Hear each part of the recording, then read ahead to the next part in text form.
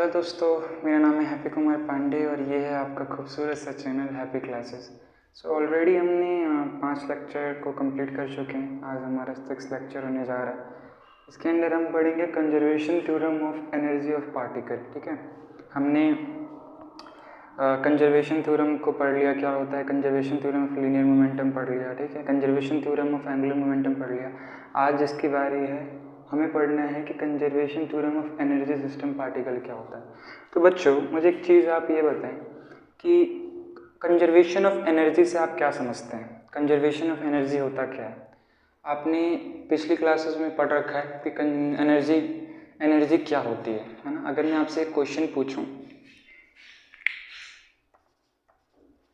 What is energy, तो आप क्या बताएंगे?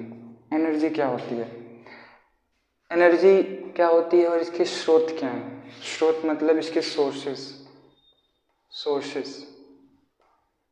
एनर्जी क्या होती है, इसके सोर्सेस। तो जाहिर सी बात है, आप इस सोर्सेस में सबसे पहला एग्जांपल आप सन का देंगे, जो कि बिल्कुल सही है। क्या है? सही है। एनर्जी उसके सोर्सेज में आप सबसे पहला एग्जांपल दिया सन का, है ना, जो कि कहने के लिए बिल्कुल ठीक है। ठीक है, ये तो हो गई आपकी बेसिक नॉलेज। अब बात करते हैं एनर्जी होती क्या है बड़े लेवल पे। ये तो हमने बचपन की क्लास में पढ़ रखा है कि एनर्जी का मुख्य स्रोत क्या है। ऊर्जा का मुख्य स्रोत हमारा सन है, सन से हम ऊर्जा प्राप्त करते हैं, है ना। अब बात आती है कि एनर्जी वाकई में है क्या। साइंस की भाषा में हम एनर्जी को कैसे डिफाइन करते हैं। ठीक है, तो एनर्जी वो है जो ना ही क्रिएट की जा सकती है, ठीक है, और ना ही विनाश की जा सकती है, बट वो एक बॉडी से दूसरे बॉडी में क्या की जा सकती है, ट्रांसफर की जा सकती है। ठीक है, तो ये रही एनर्जी की डेफिनेशन। आज हम बात करने वाले हैं टोटल एनर्जी, किसके टर्म में? कंजर्वेशन के। ठीक है, conservation of total energy of particle पता करने वाले हैं। ठीक है, तो ये क्या कहता है? ये कहता है if force acting particles are zero, it's mean it's mean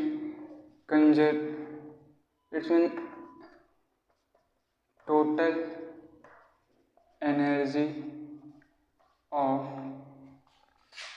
system of particles are conserved। ठीक है, ये क्या बोलता है? If force acting on particle is zero, मतलब जो भी इस पार्टिकल पे फोर्स एक्टिंग कर रहा है ना, चाहे वो एक्सटर्नल फोर्स हो चाहे वो इंटरनल फोर्स हो, अगर उसकी जो वैल्यू है हमारी, अगर उसकी वैल्यू हमारी जीरो है, तो हमारा जो total energy of system of particle है वो क्या हो जाएगा? कंजर्व हो जाएगा। आइए हम इसको और बेहतर एग्जाम्पल से समझते हैं। ठीक है, मान के चलिए 2 पॉइंट हैं। ठीक है, कंसिडर कर लेते हैं। इस पॉइंट को हमने दे दिया ए और इस पॉइंट को हमने दे दिया बी। ठीक है, ये हमारा एक छोटा सा क्या लगते हैं, ब्लॉक ले लेते हैं। ठीक है, हम इस ब्लॉक पे क्या कर रहे हैं? एक फोर्स लगा रहे हैं। कैसा लगा रहे हैं? एक्सटर्नल फोर्स लगा रहे हैं। एक्सटर्नल फोर्स के बारे में आपको पता था। ठीक है, एक्सटर्नल फोर्स होता है बाहरी फोर्स, आउटवाइड फोर्स होता है। तो हमने क्या किया? एक फोर्स लगाया। ठीक है, एक फोर्स लगाया। तो जैसे हमने एक फोर्स लगाया इस ब्लॉक पे, तो ये ब्लॉक क्या होगा? हल्का सा पुश हो जाएगा आगे की ओर। और जो हम इस पे फोर्स लगा रहे हैं, और जो ये पहले तो मान के चलो यहाँ पे था, फिर थोड़ा सा इस पे फोर्स लगा, जितना इसका फोर्स लगा, मान के चलिए ब्लॉक हमारा कहाँ पे आ गया? यहाँ पे आ गया। तो इतना जितना इसने डिस्टेंस कवर किया, इसको मान लेते हैं ds। ठीक है, इस वेलोसिटी से क्या कर रहा है? ये डिस्टेंस को कवर कर रहा है। तो हमें यही निकालना है कि force acting particle are zero. मान के चलो इसमें अगर फोर्स ने हमारा क्या काम किया? जीरो काम किया। ठीक है, तो हमारा जो एनर्जी हमारा है, टोटल एनर्जी जो है वो क्या होगा? कंजर्व्ड होगा। हमें यही प्रूफ करना है। आई होप आपको सारे डाउट्स क्लियर हो गए होंगे। ठीक है, अब थ्योरम को देखते हैं। ठीक है, अब मुझे एक चीज़ बच्चों और बताओ आप, टोटल एनर्जी। ठीक है, टोटल एनर्जी क्या होती है? अगर मैं आपसे पूछूं टोटल एनर्जी क्या होती है, तो जाहिर सी बात है आप लोग मुझे यही बोलोगे, potential energy plus kinetic energy, ये हमारी क्या होती है? टोटल एनर्जी होती है। मतलब पोटेंशियल एनर्जी और काइनेटिक एनर्जी को जोड़ दो, ये हमारी क्या हो जाएगी? पोटेंशियल एनर्जी हो जाएगी। राइट, आप लोग मुझे यही बोलोगे। ठीक है, लेकिन पोटेंशियल में भी दो तरह की एनर्जी होती है और काइनेटिक में भी दो तरीके की एनर्जी होती है। कौन कौन सी होती है सर? जिसको हम बोलते हैं initial kinetic energy, initial kinetic energy, और इसको बोलते हैं फाइनल काइनेटिक एनर्जी। क्या बोलते हैं? Final kinetic energy. इसमें बोलते हैं initial potential energy, initial potential energy, sorry इसको ऐसे लिख लीजिएगा, इनिशियल पोटेंशियल एनर्जी और final potential energy, right. I hope आपको समझ में आ गया हो। तो इनिशियल का मतलब होता है स्टार्टिंग में उसकी वैल्यू क्या थी। क्या मान के चलो मैं अगर किसी ब्लॉक, मैं किसी चीज़ पे 10 न्यूटन का अगर बल लगा रहा हूँ, अगर 10 न्यूटन का फोर्स लगा रहा हूँ, है ना, तो अगर मैंने किसी पे 10 न्यूटन का फोर्स लगाया, है ना, क्या किया, 10 न्यूटन का फोर्स लगाया, क्या वो बॉडी आगे भी 10 न्यूटन का, मतलब आगे भी 10 न्यूटन का फोर्स लगाएगी, है ना। अगर इनिशियल पे इतना लगाएंगे, मान चलो इनिशियल पे हमने कितना, इनिशियल पोटेंशियल पे हमने लगाया 10 न्यूटन का फोर्स, कितना लगाया, 10 न्यूटन का फोर्स, ठीक है। तो एक मुझे एक चीज़ बताओ, जब मैंने इनिशियल ऐसे लगाया, मैंने अगर एक बॉल का एग्जांपल आप क्या करो, कंसिडर करो। मैंने क्या किया, एक बॉल को लिया, बॉल को ऐसे मैंने आसमान में फेंका, ऐसे हवा में फेंका, क्या क्या, तेज हवा में फेंका।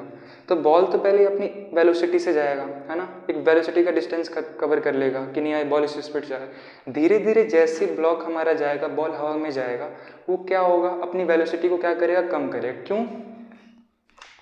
सपोज करो ये हम है, ठीक है, यहाँ से क्या करिए, बॉल उड़ रही है, पहले तो ये अपनी मैक्सिमम, ये हमारा मैक्सिमम हुआ, मैक्सिमम रेंज को क्या करेगा, कवर करेगा जितना हमने फोर्स लगाया। लेकिन एक टाइम ऐसा आएगा जब नीचे का जो ग्रेविटेशनल फोर्स है, ठीक है, ग्रेविटेशनल फोर्स है, ये भी क्या करेगा, इसको नीचे की साइड फोर्स लगाने लगेगा। तो जो बॉल का जो एक्सेलरेशन, बॉल का जो वेलोसिटी है या एक्सेलरेशन बोल सकते हो, वो क्या होगा, ड्यू टू ग्रेविटेशन क्या होगा, कम हो जाएगा। तो बॉल अपनी जो मैक्सिमम वेलोसिटी है उसका जब नीचे आते वक्त क्या हो जाएगा, वो क्या हो जाएगा, मिनिमम हो जाएगा। समझ में आ गया आपका? मतलब ऐसा समझो, आपने एक बॉल को आसमान में फेंका, ठीक है, वो तो पहले अपनी मैक्सिमम वेलोसिटी से ऊपर जाएगा, ठीक है, जितना उसने हमने फोर्स लगाया। फिर एक टाइम पे ऐसा आएगा जब हमारा जो फोर्स है उस बॉल पे कम हो जाएगा, मतलब जितने हमने फोर्स लगाया उस बॉल पे, तो फोर्स तो पहले अपनी मैक्सिमम वेलोसिटी से ऊपर जाएगा, लेकिन एक टाइम ऐसा आएगा जब फोर्स, जो बॉल पे जो फोर्स लग रही है वो क्या हो जाएगी, कम हो जाएगी, और ग्रेविटेशनल फोर्स अपना काम करने लग जाएगा। ग्रेविटेशनल फोर्स क्या होता है, जो धरती लगाती है, ठीक है, जिन बच्चों को नहीं पता, जिसको mg बोलते हैं, तो वो अपना काम करने लगे, तो बॉल ऊपर गया, फिर आके क्या गया, नीचे आ जाएगा, ठीक है। आई होप आपको ये एग्जाम्पल समझ में आ गया। अब बात करते हैं इसकी डेरिवेशंस के बारे में, ठीक है। तो फर्स्ट हम बात करते हैं काइनेटिक एनर्जी के टर्म में, ठीक है, क्या, काइनेटिक एनर्जी के टर्म में। तो टोटल लिखेंगे, total energy term of kinetic energy, ठीक है, काइनेटिक एनर्जी के टर्म में हम क्या करते हैं। सपोज करो ये हमारा क्या है, डिस्टेंस है, क्या है, डिस्टेंस है, ये हमारा v1 है, स्मॉल v1, स्मॉल v2, और हमारा फोर्स है एक्सटर्नल, जो बाहर साइड से एक ब्लॉक पे लग रहा है, ठीक है, यहाँ पे इसने कुछ डिस्टेंस कवर की, ये हो जाएगा ds, उसको हम बोलते हैं ds। समझ में आ गया? f ये ब्लॉक है, एक्सटर्नल फोर्स हमारा इस डायरेक्शन में लग रहा है, क्या कर रहा है, इस डायरेक्शन में हमारा एक्सटर्नल फोर्स लग रहा है, और डिस्टेंस इसने क्या किया, कवर किया, ठीक है, इसको हम ds बोल देते हैं, इस वेलोसिटी से। अब हम क्या करेंगे, काइनेटिक एनर्जी हमारे को निकालना है, ठीक है, हमारे को काइनेटिक एनर्जी निकालना है, हम कैसे निकालेंगे। तो बच्चों मुझे बताओ, dw बराबर क्या होता है, fds होता है, क्या होता है, fds, आपको पता है। अब हम क्या करेंगे, इसका इंटीग्रेशन कर देंगे। अब इंटीग्रेशन क्यों करेंगे, आपको पता है, बिकॉज अभी तो ये एक पॉइंट पे इसका ds एलिमेंट हमने क्या किया, कंसिडर किया, अभी तो हमारा एक पॉइंट पे निकल रहा है, हमें तो पूरे लाइन पे निकालना है ना जी। तो पूरे पे लाइन पे निकालने के लिए हम क्या करेंगे, इसका इंटीग्रेशन कर देंगे, ठीक है, इंटीग्रेशन बोथ साइड, ठीक है, कर दिया इंटीग्रेशन, इसका बोथ साइड कर देंगे, हो जाएगा dw, ये हो जाएगा fds, ठीक है। मुझे बताओ जब ये हो जाएगा y, अब इसकी लिमिट क्या लगेगी, स्मॉल v1 से स्मॉल v2, ये लगेगी इसकी लिमिट। अच्छा बच्चों मुझे एक चीज़ और बताओ, f का मतलब हमने बताया था, जब मैंने न्यूटन का सेकंड लॉ पढ़ रहा था, तो f का मतलब मैंने बताया था क्या होता है, f बराबर होता है ma, ठीक है, होता है। और कुछ चीज़ों के बारे में आप और समझ लें, s का मतलब होता है डिस्प्लेसमेंट, क्या होता है, डिस्प्लेसमेंट, ठीक है। ds/dt का मतलब होता है वेलोसिटी, क्या होता है, वेलोसिटी, और dv/dt का मतलब होता है एक्सेलरेशन, ठीक है। इसका यूज़ होने वाला है एफ की जगह हम क्या लिख सकते हैं, एम एल लिख सकते हैं। लिमिट लगा दी V1 से V2 लगा दी, हो जाएगा DS। बोलो होगा कि नहीं होगा, ठीक है, W ये हो जाएगा B। ध्यान से समझना है, नोट कॉपी को अभी छूना भी नहीं है, सिर्फ बोर्ड पे हमारी नज़र होनी चाहिए, तभी आपको सारा चीज़ क्लियर होगा। तो MA हो गया, M को यहाँ पे लिखेंगे। A की वैल्यू क्या है, देखो एक्सेलरेशन को हम क्या लिख सकते हैं, d/dt, और d/dt क्या है, rate of change in velocity called velocity acceleration, sorry. तो मैंने लिख दिया यहाँ पे dv/dt लिख दिया, हो जाएगा DS। होगा नहीं होगा। अब बच्चों मुझे एक चीज़ और बताओ, ये हो जाएगा W, ठीक है, ये हो जाएगा V1 से V2। मुझे बताओ M क्या है, कांस्टेंट टर्म है, इसको क्या करते हैं, बाहर निकाल देते हैं। M को क्या कर दिया, हमने बाहर निकाल दिया। मुझे एक चीज़ बताओ, कोई क्या एक चीज़ दिख रही है, ds/dt दिख रही है, तो मैंने क्या लिख दिया, dv डॉट ds/dt। ds/dt क्या है, हमारे यहाँ पे वेलोसिटी है, क्यों है, एस हमारे यहाँ पे डिस्प्लेसमेंट है, rate of change in displacement called velocity. तो डायरेक्ट मैं यहाँ पे भी लिख सकता हूँ, बिल्कुल लिख सकता हूँ। आई होप आपको यहाँ पे समझ में आया हो, ठीक है। और यहाँ पे टोटल वर्क यहाँ पे हो जाएगा V1 से V2 हुआ, V1 से V2, और ये हो जाएगा VdV, ठीक है। अब इसका क्या करेंगे, इंटीग्रेशन कर देंगे, इसका करके देखते हैं क्या होता है। ये हो जाएगा V1 से V2, इसका क्या, तो ये हो जाएगा V²/2 होगा। अब इसकी लिमिट लगा देते हैं, तो लिमिट लगाया, और हमारा m हमारा कांस्टेंट टर्म था, तो इसको हम क्या करेंगे, m को साथ ही लिखेंगे m। तो अब इसका क्या करेंगे, हम लिमिट लगा के क्या करेंगे, इसका वैल्यू निकालेंगे। तो ये हो जाएगा V²/2, लिमिट क्या लगेगी, स्मॉल V1 से V2 लगेगी W, और हो जाएगा m। तो जैसे लिमिट लगाया, तो पहले तो हम लिखेंगे V1²/2, राइट, फिर आएगा V2 माइनस V²/2। समझ में आया, समझ में आया यहाँ तक? आई होप आपको यहाँ पे समझ में आया, समझ में आया नहीं आया, दोबारा समझते हैं। हमने क्या किया, dW बराबर हम जानते हैं क्या होता है, FDS होता है, मतलब फोर्स जिस डायरेक्शन में लग रही है, और छोटा सा जो एलिमेंट है DS, ठीक है। हमने क्या किया, एक छोटा सा एलिमेंट तो कंसिडर कर ही लिया, ठीक है। अब हमारी बारी है इसका इंटीग्रेशन करने की, क्योंकि ये छोटा सा एलिमेंट है भाई, छोटे से एलिमेंट पे हमारा फोर्स लग रहा है। तो उन्हें पूरा लाइन के निकालने के लिए, छोटे से एलिमेंट निकालने के लिए पूरा लाइन को क्या कर दिया, इंटीग्रेट कर दिया। तो जैसे इंटीग्रेट किया, हमने मान लिया इनिशियल पॉइंट हमारा क्या था, स्मॉल V1 और V2 था।